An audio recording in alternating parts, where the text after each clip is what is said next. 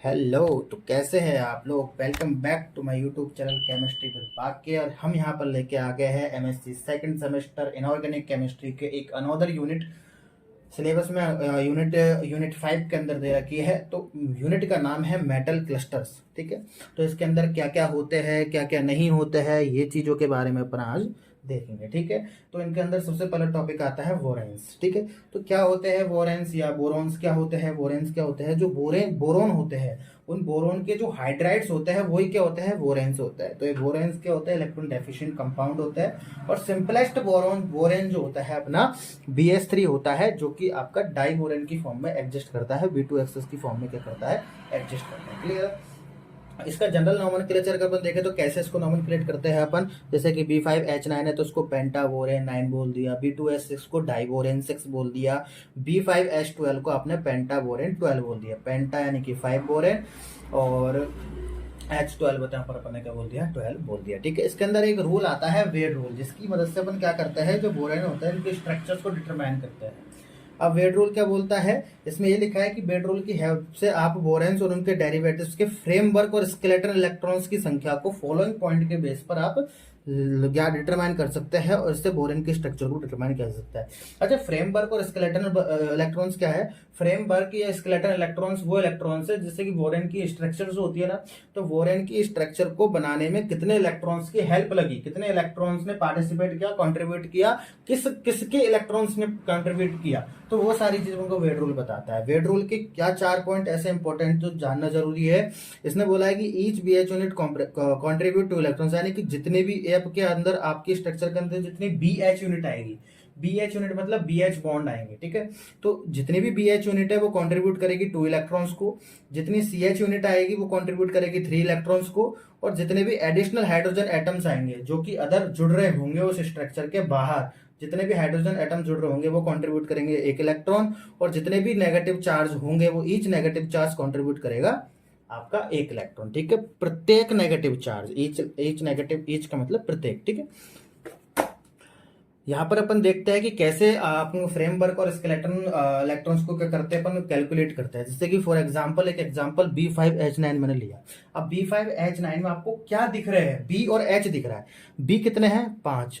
H क्या है, 9 H है, भूल जाओ। B कितने हैं, 5 है, तो 5B 5H के साथ जुड़े हुए होंगे, बॉन्ड बना रखा होगा, यानी कि BH यूनिट कॉन्ट्रीब्यूट कितने इलेक्ट्रॉन करती है, 2 इलेक्ट्रॉन। पीछे देखा था, अभी पीछे देखा था BH यूनिट कितने इलेक्ट्रॉन्स को कंट्रीब्यूट करती है, 2 इलेक्ट्रॉन्स को। अच्छा, यहाँ पर कितनी BH यूनिट बन सकती है, 5 BH है, 5B है, 5B है तो 5 ही H के साथ ये कंट्रीब्यूट हो जाए, 5 ही H के साथ जुड़ेगा, तो एक BH यूनिट 2 इलेक्ट्रॉन्स को कंट्रीब्यूट करती है, तो 5 BH यूनिट 5 इंटू 2 10 इलेक्ट्रॉन्स को हो गया। ठीक है, अब इसमें कोई और यूनिट बढ़ रही है क्या, इसमें C आ रहा है कहीं पे, नहीं आ रहा, तो CH यूनिट ही पॉसिबल नहीं है। अच्छा, A5B ने कितने हाइड्रोजन को कैप्चर कर लिया, 5B है तो 5 ही हाइड्रोजन को लेगा वो, तो बाकी के बचे कितने, 4, तभी तो 5 और 4 9 होते, 4 बचे। तो तो 4 क्या, 4 हाइड्रोजन क्या हो गए, एडिशनल हाइड्रोजन हो गए। तो एडिशनल हाइड्रोजन क्या करते हैं, एक इलेक्ट्रॉन को क्या करते हैं, कंट्रीब्यूट करते हैं। तो 4 एडिशनल हाइड्रोजन 4 इलेक्ट्रॉन्स को कंट्रीब्यूट करेंगे, 10 और 4 कितने हो गए, 14 हो गए। तो यहाँ पर जो इलेक्ट्रॉन्स, स्केलेटन इलेक्ट्रॉन्स का नंबर आया वो 14 आया, और स्केलेटन इलेक्ट्रॉन्स पेयर कितने आ गए, 7। तो पेयर पूछे तो 7, नंबर ऑफ इलेक्ट्रॉन्स पूछे तो आपके 14 आ गए। ठीक है, for next example B6S6 2 minus, ये आ गया आपके पास। ठीक है, अब इसमें 2 ही यूनिट है, B और H। B कितने हैं, 6, H कितना है, 6, यानी कि दोनों बराबर है। एडिशनल हाइड्रोजन तो इसके अंदर कोई भी कंट्रीब्यूट नहीं हो रहा है। तो BH यूनिट 6 है, तो 6 BH यूनिट कितने इलेक्ट्रॉन्स को कंट्रीब्यूट करता है, BH यूनिट 2 को, तो 6 इंटू 2 कितने हो गए, 12 हो गए। अच्छा, और क्या चीज इसमें, नेगेटिव, और नेगेटिव, ईच नेगेटिव चार्ज क्या कंट्रीब्यूट करता है, 1 इलेक्ट्रॉन। तो 2 है तो 2 इंटू 1 2, 12, और 2 कितने हो गए, 14 हो गए। तो स्केलेटन नंबर, स्केलेटन इलेक्ट्रॉन्स और नंबर 14 हो गए, और पेयर कितने हो गए, 7 हो गए। इसी तरीके से C2B7H13। अब देखो यहाँ पर 3 यूनिट आ रही है, B और H की यूनिट भी आ रही है, C और H की यूनिट भी आ रही है। तो B और H की यूनिट कितनी बनेगी, 7, क्योंकि B कितने हैं, 7 ही H के साथ जुड़ जाएगा, तो BH यूनिट 7 बनेगी, तो 7 इंटू 2 14। C कितना है, 2, तो C 2, तो 2 ही हाइड्रोजन है, कैप्चर कर लेगा, तो C 2 और सी एच यूनिट कितने इलेक्ट्रॉन्स कंट्रीब्यूट करती है? 3, और 2 यूनिट है यहाँ पर सी एच की, तो 2 इंटू 3 क्या हो गए? 6 हो गए। अब देखो 7 बी ने ले लिया हाइड्रोजन, 2 किसने ले लिए? सी ने ले लिए। 7 और 2 कितने होते हैं? 9। बाकी के एक्स्ट्रा कितने बचे? 4, 13 है ना। 7 इसने ले लिए, 2 इसने ले लिए, 9 तो कैप्चर, 9 तो यूज में आ गया। बाकी कितने बचे? 13 में से 4 बचे। तो एडिशनल हाइड्रोजन कितने हो गए? अब 4 हो गए। तो 4 इंटू 1, क्योंकि 1 इलेक्ट्रॉन कॉन्ट्रीब्यूट करता है एक हाइड्रोजन एटम जो एडिशनल होता है। तो 4 इंटू 1 क्या हो गया? 4 हो गए। इन सबको मिलाएंगे 14, 6 और 4, तो ये क्या हो जाएंगे? 24। क्या हो जाएंगे? 24। तो नंबर ऑफ स्केलेटन इलेक्ट्रॉन्स कितना है? 24, और पेयर पूछे तो 12 हो जाएंगे। ठीक है, इतना समझ में आया? नेक्स्ट चलते हैं। ऐसे ही आपका अगला एग्जांपल है C2H4H8। C2H4H8।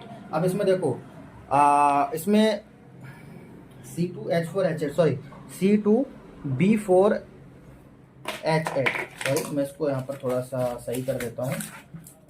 ये आपका C2B4 है, ये सही, वो लिखने में गलती हो गई थोड़ी सी। तो C2B4H8 है। ठीक है, तो यहाँ पर BH कितनी यूनिट बन रही है?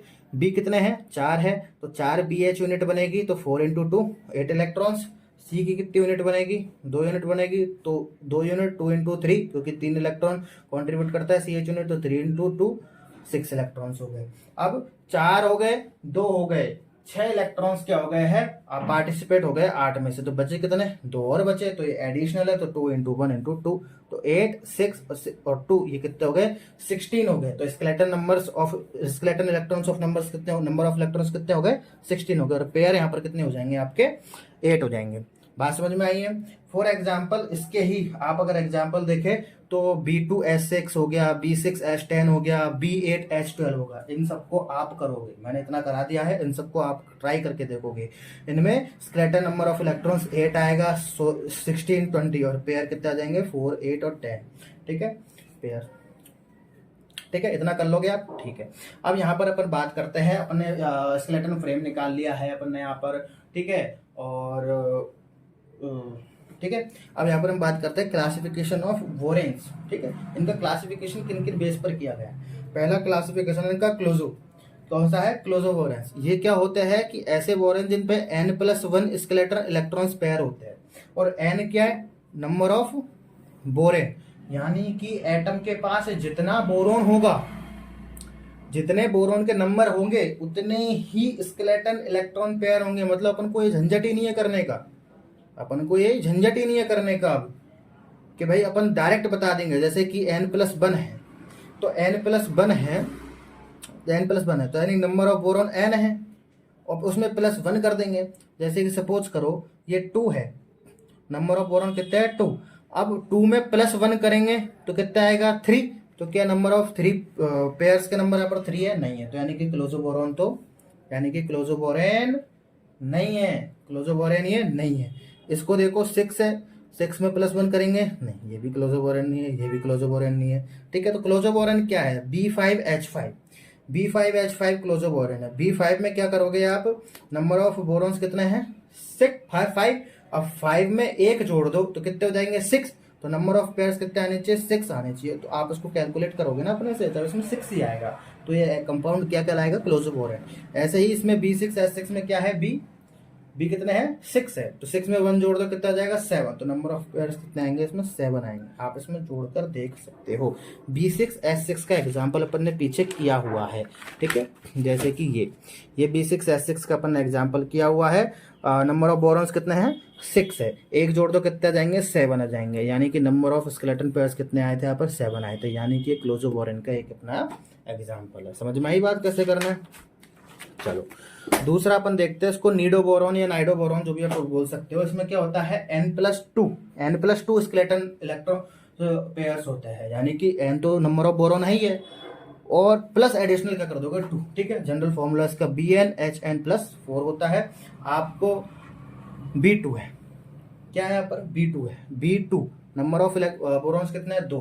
कितने एक्स्ट्रा जोड़ने हैं यहाँ पर? 2 जोड़ने हैं। कितने हो गए? 4। नंबर ऑफ स्केलेटन इलेक्ट्रॉन्स पर कितने आ रहे हैं? 4 आ गए।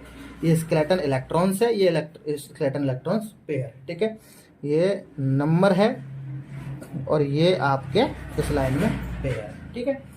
B6 का देख लो, 2 जोड़ दो कितना आ जाएगा 7, 6 में 2 जोड़ दोगे 8, 6 में 2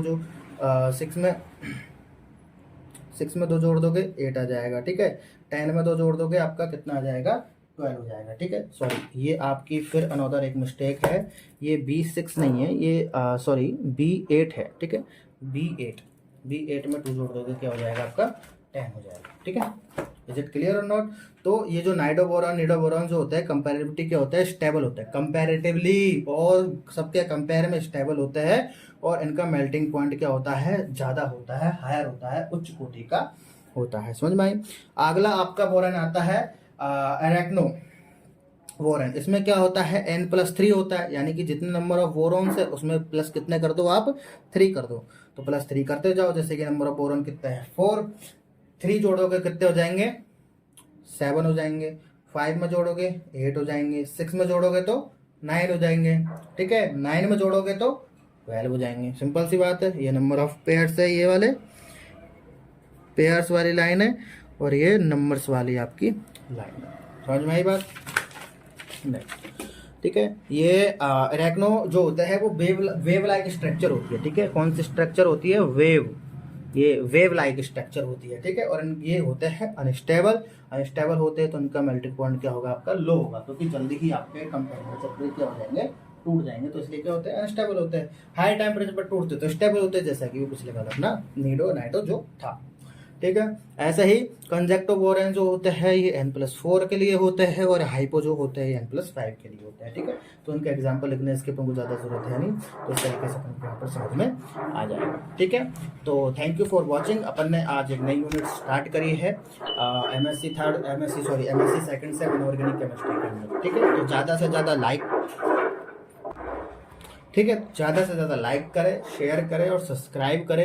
एग्जाम्स आपकी नज़दीक आ रही है, पढ़ते रहे, ठीक है। All the best. आपको किसी भी चीज़ के नोट्स चाहिए, पिछली अपनी जितनी भी यूनिट्स हो गए उनके धीरे धीरे हम नोट्स अपलोड करते जा रहे हैं हमारे टेलीग्राम चैनल पर। टेलीग्राम चैनल की लिंक आपको हमारे कमेंट सेक्शन में मिल जाएगी, ठीक है। तो वहाँ से जाकर आप हमारे टेलीग्राम चैनल को ज्वाइन कर सकते हैं और वहाँ से नोट्स प्राप्त कर सकते हैं, ठीक है। वहाँ पर आपको अवेलेबल रहेंगे। आपको कंप्लीट यूनिट के नोट्स है। अगर आपको टॉपिक वाइज, जैसे कि आज टॉपिक ये करा दिया है, तो आज के नोट्स आज ही आपको अगर चाहिए तो वीडियो अपलोड होने के कुछ घंटे बाद हम वहाँ पर अपलोड कर देंगे। आप हमको बता दीजिए कमेंट बॉक्स में कि हमको रोज के नोट्स रोज चाहिए, तो हम उसी हिसाब से अपलोड वहाँ पर कर देंगे, ठीक है। तो थैंक यू फॉर वॉचिंग।